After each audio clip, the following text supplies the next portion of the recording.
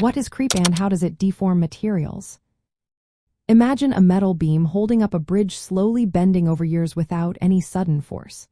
That slow change is what scientists call creep. It's a type of deformation that happens when a material is under constant stress over a long period, especially at high temperatures. This process is a common way materials fail and can cause structures or machines to break down unexpectedly.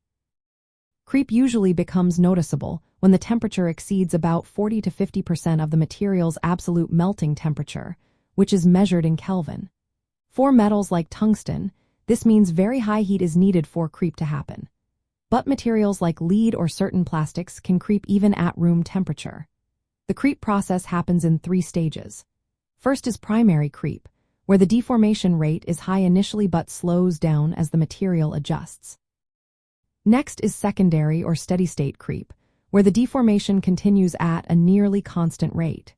This is often the longest stage and the one that determines how long a component can last. Finally, tertiary creep occurs when the deformation rate speeds up rapidly because of internal damage like tiny cracks or voids. This stage usually leads to the material breaking apart. At the microscopic level, creep involves several mechanisms. One is diffusion creep, where atoms or vacancies move through the crystal structure or along grain boundaries, causing slow deformation. This is more common at higher temperatures and lower stresses.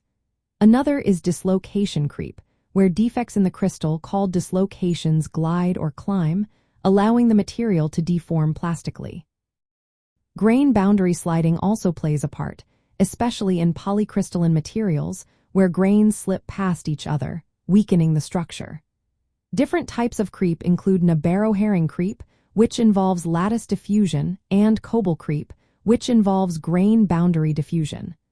Power law creep is driven by dislocation motion. Grain size influences creep resistance. Larger grains tend to resist creep better because there are fewer grain boundaries to slide past. Smaller grains can accelerate creep because they have more boundaries, which are easier to slide. Creep is especially important in high-temperature components like turbine blades, boilers, and pressure vessels. Over time, creep can cause microstructural changes, such as voids forming at grain boundaries, or phases breaking down, which weakens the material and leads to failure.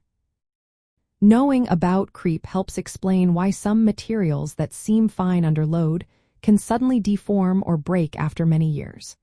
It reveals a key failure mechanism that engineers must consider when designing long-lasting, reliable systems.